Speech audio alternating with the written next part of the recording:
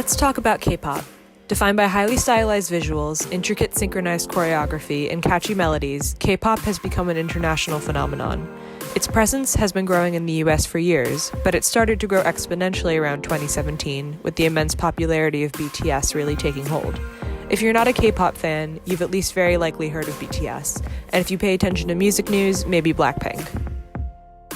While BTS's popularity is groundbreaking and especially promising for Asian artists, it's not so atypical for the occasional boy band to hit it big in the American market.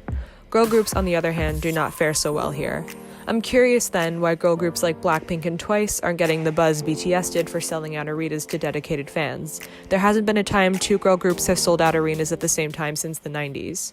Blackpink and Twice are two of the most popular girl groups domestically and internationally, and for a while it seemed they occupied two ends of the conceptual spectrum. Twice soared to popularity with their cute image and bubbly pop choruses. Their musical style is based in bright synths and layered vocals that make you feel like you drank a lot of caffeine, in a good way. Blackpink, on the other hand, could be considered the face of what's popularly called girl crush, a term that seems to mean both everything and nothing. It's pretty synonymous with the American heteronormative version of the term, meaning a girl another girl admires or looks up to. Billboard attempts to describe the concept as potentially referring to a group's overarching concept, a song concept, or even an individual girl group member, but we'll get more into that later. Blackpink's music also makes you feel like you drank a lot of caffeine, in a good way, but is focused more on rap lines and power vocals over industrial-sounding beats. Since around 2018, girl groups, including Twice, have increasingly at least tried out what's known as the girl crush concept, which is quickly becoming the standard for women in the industry. What does this actually mean, though, and what's influencing the trend? And as a performer, what does it mean to exist on opposite sides of, or in between, this spectrum? Through groups like Twice, Blackpink, Red Velvet, Luna, and ITZY, I want to explore the performance and musicality of girl groups navigating this binary system, and one soloist, Sunmi, who's playing with these notions of two-sided femininity in her work.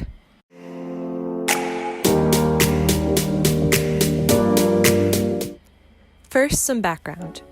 K-pop describes an industry more than a genre. Songs and groups span a variety of influences and sounds, from traditional pop to R&B to hip-hop. K-pop isn't a monolith when it comes to sound, but there are traceable strings that tie many artists under this umbrella together. For example, most groups, even Twice perhaps unexpectedly, have at least one designated rapper. The prominence of groups is less common in Western pop, where soloists dominate the charts. It makes sense when you learn the K-pop model is highly influenced by a different era of pop, Motown, with a general emphasis on gendered groups like the Supremes or the Marvelettes, the Temptations or the Four Tops. These groups were all signed to Motown Records and its subsidiaries, but they coexisted in the market. K-pop is like if you split Motown into a bunch of smaller companies, but adjusted for inflation and gave some of the companies millions upon millions. There are over 100 K-pop companies, but there are currently 4 major players: SM Entertainment, the long-reigning industry giant, JYP Entertainment, who we'll get into later, YG Entertainment, who have taken a recent fall due to scandal despite boasting Blackpink, and Big Hit Entertainment, who dethroned SM as the highest earner last year despite starting off as a small company with one little group, BTS. Out of these 4, JYP is the only company who has historically relied on girl groups to bring in the bucks. Their most successful groups have been Wonder Girls and Twice. Most companies follow what Soul Beats calls the unwritten rule of one, which according to Billboard, states that a company can only promote one girl group at a time because they make the bulk of their money through advertisement deals. More than one girl group means competition for limited ad placements. In contrast, boy bands rely on music promotions and merchandise, which becomes a steady stream of income if you have a loyal, read, female fandom. Girl groups rose to popularity during what's referred to as the second generation of K-pop, around the early to mid-2000s. SM Entertainment's Girls' Generation debuted in 2007 with Into the New World. Though not evident in the lyrical content, debuting with Into the New World surely had to signify a shift in the culture, a message that the girls were here. That same year, JYP's Wonder Girls were also releasing their first song, Irony. Neither of these songs could fit neatly into the cute or girl crush dichotomies, but there wasn't any sort of blueprint at this point. Compared to modern K-pop, the girls look more relatable, they wear jeans and t-shirts, and there isn't the same polish or high-concept feel to the videos or music. Wonder Girls and Girls' Generation's identities are in their name. As the first major wave of girl groups, the marketing relied almost solely on the fact that they were girls and there were multiple of them. In a 2018 American radio interview, Girls' Generation's Tiffany said, "When Girls' Generation first started, there weren't that many girl bands, and then came this huge era of girl bands, which I'm proud to say that Wonder Girls and Girls' Generation started." She also laughs about the healthy competition they had back in the day, by nature of them starting around the same time and all being women. Today, neither group is currently making music together, but some members are enjoying solo careers, including Sunmi, the upcoming focus of this project. Let's make the jump to 2020. Between 2007 and now, like Tiffany said, we've seen a huge era of girl bands rise, and I'm going to talk about some of the groups defining the moment. First, let's watch a clip of Twice's TT.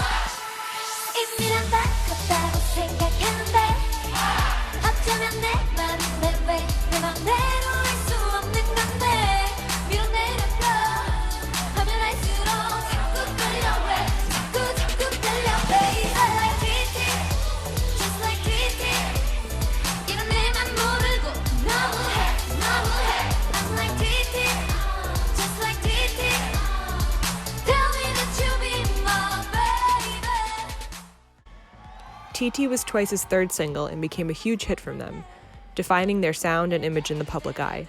A favorite moment in the song for me is in the pre-chorus, the way the synth builds up a scale, back down, and back up again using just 5 chords. It reflects the pitches member Sana is playing with in her voice over the line. The song was released around Halloween, and I like the playfully spooky effects in the synth and the echo in their voices, despite how bright it all sounds, which is how some of the best 80s pop music works. The beat is very modern though, even drawing on elements of trap.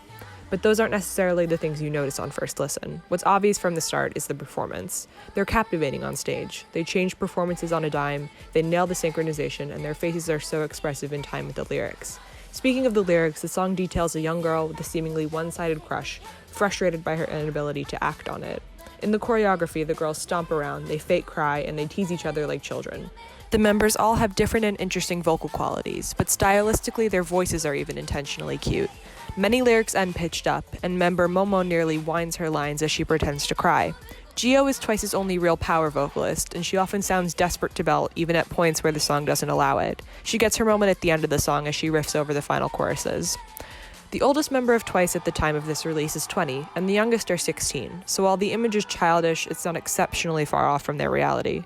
The problem is, the lyrics were written by a man, and the song clearly represents a male perception of a teenage girl in love. They sing about their clothes, their makeup, their mom being annoying. The problem continues when this sweet teenage image becomes Twice's trademark, and as years go by, companies want to keep fans happy. Twice have a diverse fan base. They wouldn't be successful if they didn't, but the demographics show their fan base in Korea skews more male. If you couldn't pick up on it in the TT video, let's listen to this crowd chanting at a football game, I mean Twice performance.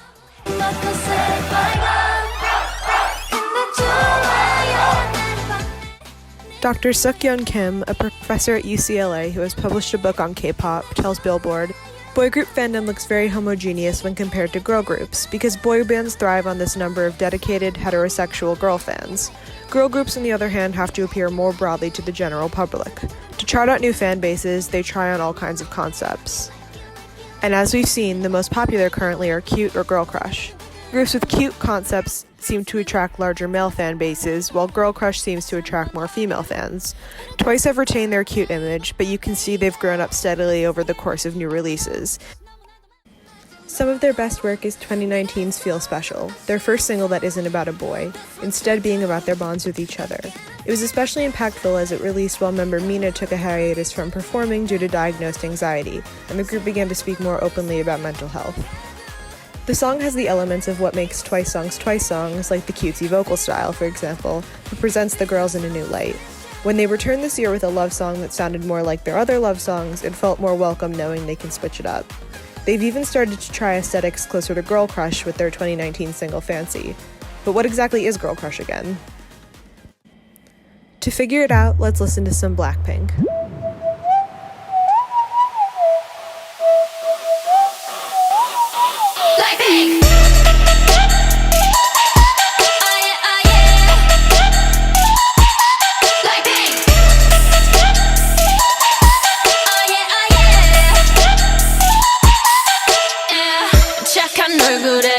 좋지 못한 태도 간녀린 몸에 쏙 가려진 볼륨은 두 배로 거침없이 찍힌 굳이 보진 않지 넌지 Black 하면 pink 우린 예쁘장한 savage 원하던 대놓고 뺐지 너무래도 칼로 무배기 두 손엔 가득한 fat chicks 궁금하면 해봐 fact check 눈 높인 꼭대기 물 만난 물고기 좀 톡해 난 toxic 유혹해 I'm foxy 두 번 생각해 흔한 남들처럼 착한 척이 못하니까 착각하지 마 쉽게 웃어주는 건 날 위한 거야 아직은 잘 모르겠지 그저 원하면 test me 넌 불 보듯이 뻔해 만만한 걸 원했다면 I'll wait till I do it Hit you with that do-do-do-do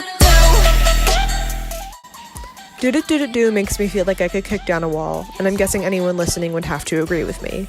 The ostinato is unrelenting, but becomes quieter and more spaced out under the verses to give the rappers room to flow. When the vocalists come in, they're just as powerful. Rosé's voice could front an indie band, while Jisoo's is deeper and almost jazzy, and I love the way they switch verses in the second pre-chorus. Again, though, the image has to be the first thing you notice. The girls look expensive, whether it's Rosé and Jennie evoking crowns and royalty, Jisoo playing the role of a supermodel, or whatever's going on in Lisa's parrot katana money Professor Vault scene. This is the kind of imagery and sound combination that's most associated with girl crush.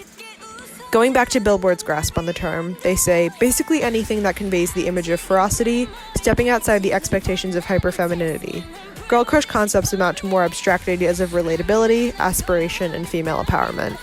My personal interpretation of the concept involves the fashion, with an emphasis on any combination of streetwear, designer labels, fishnets, combat boots are among the popular choices.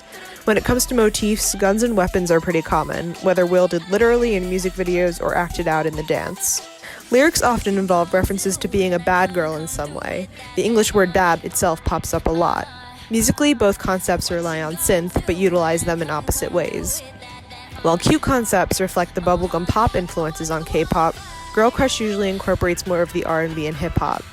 The article also acknowledges that most fans don't see the empowerment as substantive, something closer to the Spice Girls shouting "girl power" than progressive feminism. For example, Twice sing a lyric about how they're pretty, Blackpink sing a lyric about how they're pretty and savage. Do-Do-Do-Do-Do's lyrics were also written by a man, their producer Teddy, who creates nearly all of Blackpink's music. In the same way I can criticize Twice's lyrics for being a man's idea of girls' interests, I can criticize Blackpink's aesthetic, like Jennie riding a bedazzled tank, for being a man's idea of women's empowerment. But I criticize these groups because I like them, because their music makes me happy, and because I think they're made up of talented women who I hope to someday see the individual creative visions of.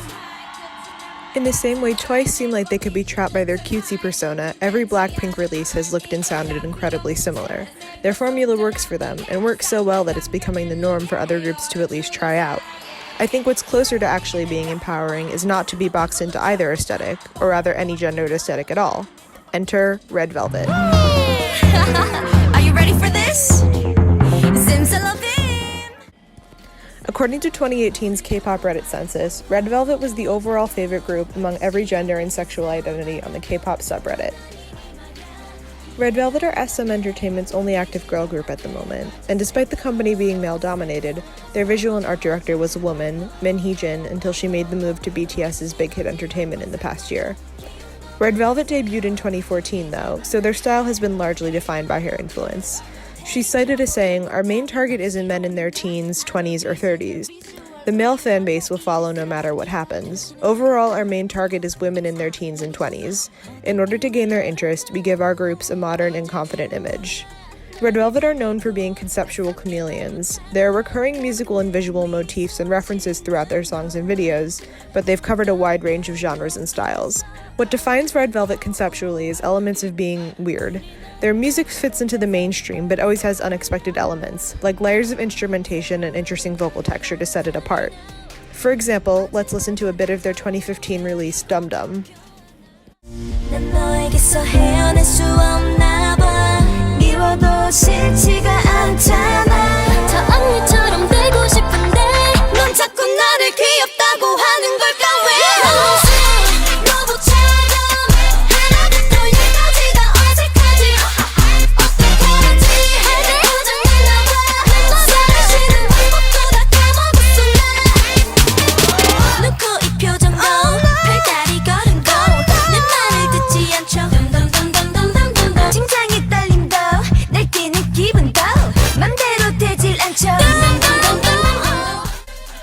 Their voices act as percussive on the repeated dum-dum motif that's reflected in the bass line, but they're simultaneously belting at an incredibly high pitch and riffing over their own percussion. Dum-dum has so much going on it's kind of hard to compare it sonically to any individual sound or style. Visually, it seems like it could be a response to a 2012 New Yorker profile of Red Velvet's predecessors at SM, Girls' Generation, titled Factory Girls, in which the white male writer describes member Soo-young as being like a figurine in a glass case. The factory refers to both Andy Warhol and the common description of K-pop's idol system as factory-like, constantly churning out new groups. Criticisms of workers' rights in the K-pop industry are necessary, and holding those in power accountable has gotten tangible change produced. But calling female idols factory girls and dolls is nothing but sensationalist and misogynistic. Even if the video is not a direct response to the article, misogynistic and, depending on where they're coming from, xenophobic statements like these are all too common, and it feels like the video has to be a commentary of some kind. I love their controlled ha ha ha in their doll costumes. It's fun auditorially and kind of terrifying visually. Spooky happenings are in Red Velvet's DNA, whether it's in the Rookie video, where the girls are trapped in an Alice in Wonderland nightmare, or the Peekaboo video, where they play a cult of women in LA, luring pizza boys to their mansion to hunt for sport. In Rookie, they're portrayed as cuter, and in Peekaboo sexier, but I think having another dimension to their performance beyond those two signifiers makes them so enjoyable for listeners of any identity. The closest Red Velvet have gotten to being boxed into the girl group dichotomy is 2018's Bad Boy. It has all the visual motifs of Girl Crush, the fishnets, the gun dance move, the darker R&B sound, even the idea of being bad. They certainly made it their own as performers, as all groups do, but I'm sure its success solidified the trend towards Girl Crush. For female idol groups debuting in the past few years, it seems they have to make a choice to go to one side or the other to find real success. Luna is another one of my favorite groups, and another bunch of chameleons in the K-pop world. The Luna project set out to do something that hadn't been done before. Each member debuted one at a time with their own solo song, each with a different genre influence, before coming together as 12 members. Along the way, they formed smaller subunits with different themes. Luna 1/3 was whimsical, Luna Ade Circle were the cool girls, and Luna YY by Y were the cuties. The latter single, Love Forever, was actually an interesting twist on the style, inviting Canadian pop singer Grimes, known for her hyperpop auto-tune sound, to feature on the track, though all she really did was introduce them. Finally introducing When they finally came together as 12, their debut Hi Hi was a classic cute, from high-pitched harmonies to cheer skirts. It was a well-executed version of the concept, but some fans were disappointed that out of all the different styles Luna had presented, they went with something so traditional. Their second singer, Butterfly, delivered something more innovative.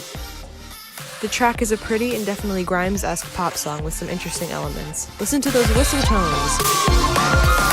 But the real heart of Butterfly was the video. I can't say many K-pop videos have made me emotional, but Butterfly represents the most diversity I've ever seen in a K-pop video, and comes with the message member Yves told MTV: "We want to go beyond gender, race, and nationality." I thought Butterfly was truly one of the most empowering K-pop videos I've seen, in ways that go beyond superficial. Luna found their biggest success to date, however, with their follow-up, So What. Again, it has Luna's footprint, and its video continues to highlight a diverse group of women, but visually and sonically it's Girl Crush to a T. From the industrial-sounding beats to the styling to the lyrics, Luna trying their hand at Girl Crush brought them their biggest domestic success they've seen in their career. The song even boasts the refrain, "I'm so bad." Still, the lyrics present a similar message to Butterfly about shedding your past and striving for the future you want. It's unusual for girl groups not to focus on love songs, while boy groups vacillate between their heart and their dreams, but some younger girl groups are starting to follow that pattern as they represent a Gen Z audience.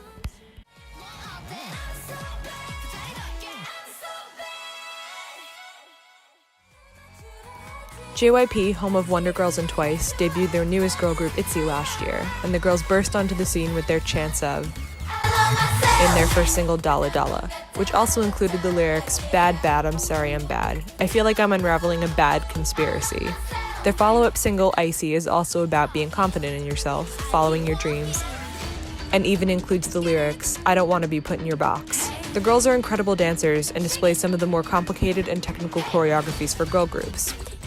The boys are typically given the power moves, while girl groups focus on formations.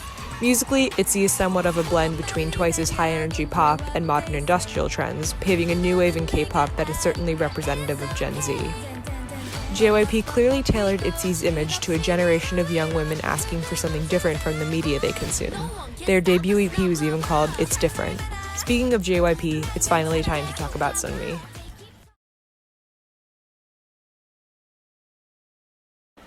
Remember Wonder Girls? One of the original members is Sunmi, who debuted with the group at age 14. She rose to stardom as a vocalist on their hits like retro-inspired Nobody and the cuter Tell Me.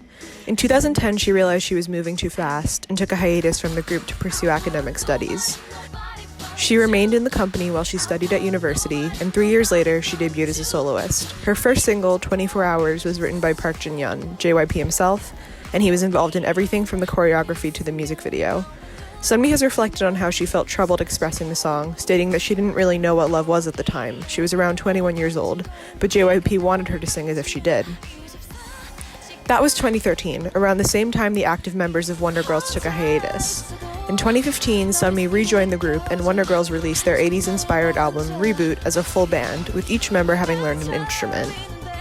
Sunmi began composing and writing lyrics for the group, with her work featuring on some of the album's best tracks. The members became proficient players, but that's not necessarily obvious when you watch the video for I Feel You, since they look like they could be props, and the video is hypersexualized. The band concept felt less like Wonder Girls taking an artistic direction with their music and more like a man's idea of what a sexy band would look like.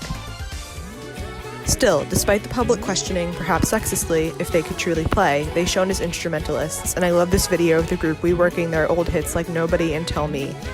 Listen to Sunmi killing the slap bass and Tell Me.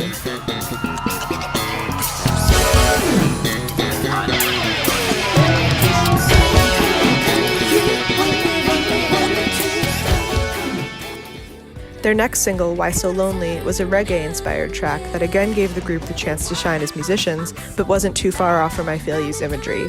Why So Lonely would be their last single after contract negotiations were unsuccessful and the group disbanded in 2017. In March, Sunmi signed with a new label, Make Us Entertainment, and in August she released her debut single as an artist in full control of her image, Gashina. The lyrics were written by Sunmi herself, and Gashina serves multiple meanings in the song. Gashina translates to, "Are you leaving?" while Gashi means thorn, an image Sunmi refers to throughout the song. "Fine, I'll forget you. I'm gonna live like a flower. I'll be myself," she sings to the other half of a failing relationship. "You'll see me all sharp, and you'll bow your head low. My thorns will dig deeper in you." Going for the hat trick, Gashina can also be slang for bitch. Sunmi's label has denied that meaning, but it's pretty clear she's playing with a triple entendre within her overall performance. She starts the song with a stoic face reminiscent of I Feel You, but in the pre-chorus she waves cutely, reminding me of Twice's choreography. In the build-up, she smiles and taps her face, before switching to intensity on a dime as we first hear the word Gashina. The beat drops, and she aims her fingers at the audience like a gun, isolating her movements with precision as she wields the phony weapon. The second part of the chorus brings back the vocals with the same lyric, Gashina, but this time she's smiling cutely. She brings back the finger gun, but it seems like she's playing with it, teasing whoever she really wanted to shoot just a second ago. It seems like she has to be playing with the dual sides of femininity in the industry, the overly expressive sweet face versus the stoic bad girl look, but either way she's a Gashina, a bitch. Sunmi seems very interested in gender and femininity in performance. In this video of Gashina, her male and female background dancers have switched parts, performing the other gender's role with the same precision their counterparts would. In an interview, Sunmi's quoted as explaining, "When I release an album, there isn't anything I don't put my hands on. I literally go from music videos to finding sources to creating the album. For this album, I prefer to be a bit distanced from the audience, but still show who I am. Rather than make music easy to understand, I want to show my true colors and make people understand me. When I'm creating music, I try to balance my preference with the audience's preference, to meet in between my needs as an artist and theirs as listeners. Through that process, I want to show more colors of myself, and I want to see how people will think of me. It's going to be interesting." Gashina was the first part of a trilogy of singles Sunmi would release. Next came Heroine, as in a female hero, and then Siren. She's quoted as describing the song by saying, "Sirens are used for warnings, and I was also inspired by sirens in mythology. They are known as beautiful but frightening presences that lure sailors in with their beautiful voices and drag them down to the bottom of the ocean. The reason sirens stuck out to me is that they're what are used in the most dangerous of situations, and the origin of the word siren is that mermaid figure. The song itself has an ambiguous meaning, so I wanted to use that word. Like Gashina, she's utilizing that wordplay in her lyrics, representing herself as a mythological siren and an emergency siren, which you'll hear incorporated into the music itself. Sunmi wrote and composed the song herself along with another collaborator during her time in Wonder Girls, and the most important line in the song is, "The beautiful me of your fantasies doesn't exist," which she portrays brilliantly in the video. Just a disclaimer, while we watch the video, I won't be commenting on the cutscenes of Sunmi dancing, rather focusing on the main storyline. Her character sits at a dressing table, seemingly getting ready for something, with a face full of makeup. She looks like a perfect idol, but she sneezes and can mess it all up. She checks the mirror. Everything's fine, right? Nope. Suddenly, a red light, the beat kicks in, and the sound of a siren plays. The next version of Sunmi we meet is the siren, who crawls out of the bathtub.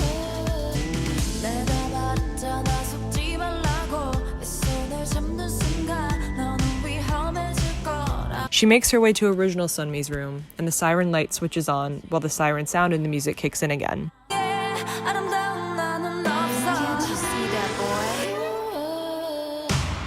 The chorus drops and Siren Sunmi performs the choreography by herself as original Sunmi has no choice but to watch what's unfolding in front of her. Eventually, she's too freaked out by this strange version of herself and runs off, looking for solitude. Behind every door of her house, though, is another version of her. One of them is a queen. Sunmi is very online, and this is probably a reference to the way fans of all artists call their faves queen on the internet. Another version sits in a shell bed, like Aphrodite. Finally, she opens the last door and there's another siren, this time on top of her washing machine. Things are getting even weirder, so Sunmi heads to the kitchen where there's hopefully not another persona lurking. She's safe, but she finds a cage with a bunch of roses, which likely represents the different versions of herself. She tries to reach in and bridge the gap, but the second she touches the cage, the siren goes off again. Only this time she seems more annoyed than scared, like she's getting used to it. Can't you see that, boy?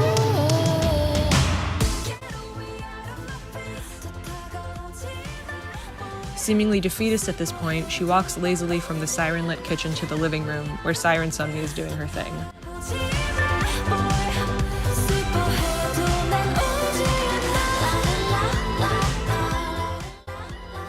Original Sunmi gets down on the floor with her as she and the other Sunmis pretend to wave their fins.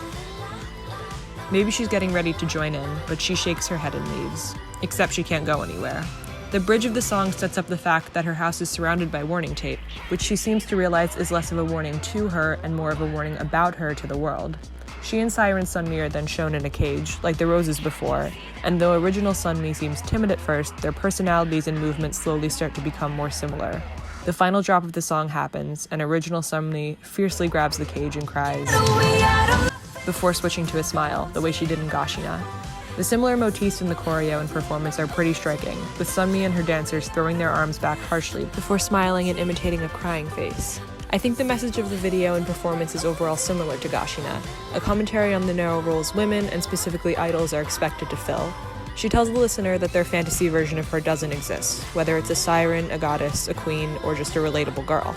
Challenging the norm makes her dangerous, though, so the world needs to be warned that their perception of her is about to be crumbled, like she explained in the interview I quoted earlier, where she said she's interested in seeing how people will perceive the new her. The message is also something she realizes she needs to internalize herself, which I think is represented when the original Sunmi turns on the siren light at the end of the video when she's alone. In an interview with Billboard, she states, "The message that I wanted to deliver was to give everyone an individual warning, to learn about themselves, about what's coming, about who they are. I don't really know my character. I go up and down. I'm unpredictable. When I was young, I thought that I was limited, but then when I started producing myself, I realized, oh, I can do it this way. There were so many more ways to express myself. For example, in my Gashina video, I showed my middle finger, but when I was in an idol group, I couldn't express myself this way. Now I can express myself freely." Commenting on the video itself, she similarly reflects, "The reason I choose to use cuts where I don't even look pretty is because that's how I feel at the moment with the music. I adamantly ask that they use those. If you watch my music videos, you'll see I get hit with tissue and fall over and stuff. In Siren, I come out quite horrifying." Not all of Sunmi's work explores notions of femininity, nor should it have to. My favorite Sunmi song is Noir, a commentary on our dangerous relationship to social media, and my song of the summer is her latest single, Pora Pim Pum, which is a fun love song inspired by 80s Japanese city pop. I love that Sunmi uses her artistry to explore the boxes women in the industry are molded into, but I love that she feels just as free to explore anything else. Sunmi says freedom is the most important thing about her work, and her influence has the potential to change the future of girl groups. That doesn't necessarily mean all idols should learn how to produce or play instruments. What it really means is for the industry and the public to embrace a wider spectrum of female performance. The popularity of Girl Crush is clear evidence young women are asking for a new kind of representation and role model. K-pop is known for innovating genre, style, and performance. They owe it to their artists and audience to be just as innovative when it comes to trying to redefine the binary notions of femininity that exist across cultures. To conclude, I thought we could listen to Sunmi's Black Pearl, a beautiful piece of music and lyrical work. It shows her composition returning to an emphasis on the bass line and features a cool soprano sax. In the lyrics, she seems to directly address the public's perception of idols. I may seem like a brand new white gem, but you don't even know what's inside.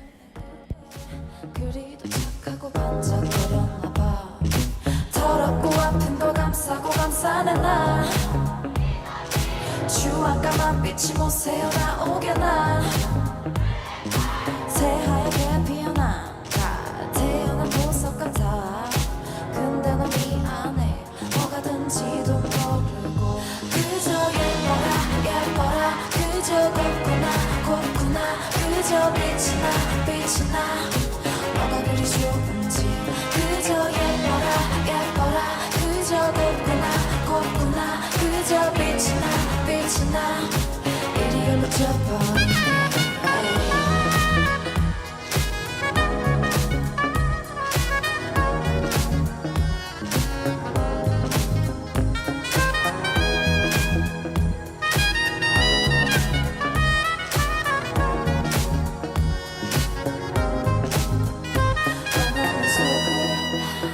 드셔보려 해 왜 억지로 날 들쑤셔 그런다고 이게 열릴까 앙담한 맘이 그리도 힘없이 부서질 것 같아 더럽고 아픈 걸 감싸고 감싸는 날 주황까만 빛이 못 새어나오게 난 새하얗게 피어난 태어난 보석 같아 근데 너 미안해 뭐가든지도 모르고 그저 예뻐라 그저 곱구나 그저 빛이 나 뭐가 그리 좋은지 그저 예뻐라 그저 곱구나 그저 빛이 나 이리에 묻혀버린 게 나를 걷는 네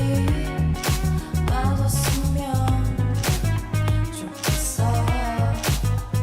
조금 못나도 이게 나인 것 같아 이미 너도 봤잖아